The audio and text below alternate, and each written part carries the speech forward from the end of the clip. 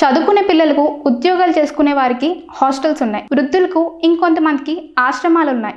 ఇంతవరకు పశువులకు హాస్టల్స్ అనేవే లేవు. ఎందుకంటే పశువులకు గోశాలలు మాత్రమే ఉంటాయి. మన దేశంలో పలు ఆలయాల్లో గోవులకు ఆశ్రయం కల్పిస్తూ ఉంటారు. వాటికి పోషణని ఇస్తూ ఉంటారు. అందువల్లే వాటిని ఆశ్రయాలు అని పిలుస్తూ ఉంటారు. గోశాలలో గోవులకు గ్రాస్, నీరు పెడుతూ ఉంటారు.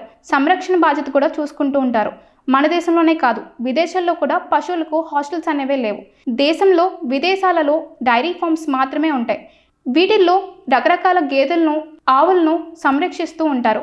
వాటి ద్వారా సేకరించిన పాలను బయటకు విక్రయిస్తూ ఉంటారు. తొలిసారిగా మన దేశంలో ఆంధ్రప్రదేశ్ రాష్ట్రంలో పశువులకు హాస్టల్స్ అనేవి అందుబాటులోకి రాబోతున్నాయి.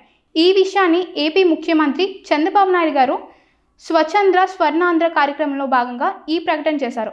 పశువులకు హాస్టల్ కట్టించాలని, ఇందుకోసం షెడ్లు నిర్మించాలని, వాటి కోసం గ్రాస్ అక్కడికే పంపిస్తామని చంద్రబాబు గారు వెల్లడించారు. గుంటూరు జిల్లాలోని మాచర్లలో జరిగిన కార్యక్రమంలో ఆయన ఈ విషయాన్ని వెల్లడించారు. గతంలో మాచర్లలో పరిస్థితి బాగుండేది కాదు. ఎన్నికలు కూడా నిర్వహించే పరిస్థితి ఉండేది కాదు. ఎక్కడో రాజీవ్ గాంధీ హత్య జరిగితే ఇక్కడ రౌడీలు విధ్వంసం సృష్టించారు. మొన్నటి వరకు ఇక్కడ ఎన్నికలు నిర్వహించే పరిస్థితి ఉండేది కాదు. ఏకంగా ఇంటికి తాళ్లు కట్టి రానివ్వకుండా అడ్డుకున్నారు. నా ఇంటికి తాళ్లు కడితే మీ మెడకు ఉరితాళ్లు వేసుకుంటారని హెచ్చరించారు. ప్రవర్తన కనుక మార్చుకోకపోతే ప్రజలు ఎప్పటికీ క్షమించబోరు అప్పుడే అన్నారు.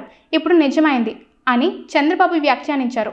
ఇటీవల కాలంలో వ్యవసాయంలో యాంత్రీకరణ పెరిగిన నేపథ్యంలో పశువుల సంఖ్య తగ్గిపోయింది. పశువుల పెంపకంలో రాబడి అంతమాత్రంగా ఉండడంతో చాలామంది రైతులు పశువులను పెంచుకోవడమే లేదు. ఇది అంతిమంగా వ్యవసాయం మీద ప్రభావం చూపుతుంది. అందువల్లే పశువుల సంఖ్యను పెంచాలని ప్రభుత్వం నిర్ణయం తీసుకుంది. అంతేకాదు, పశువుల సంరక్షణ బాధ్యతను ప్రభుత్వం తీసుకోబోతుంది. దీనివల్ల పశువుల సంఖ్య పెరుగుతుందని, పశువుల్లో మరణాలు కూడా తగ్గిపోతాయని ప్రభుత్వం భావిస్తుంది.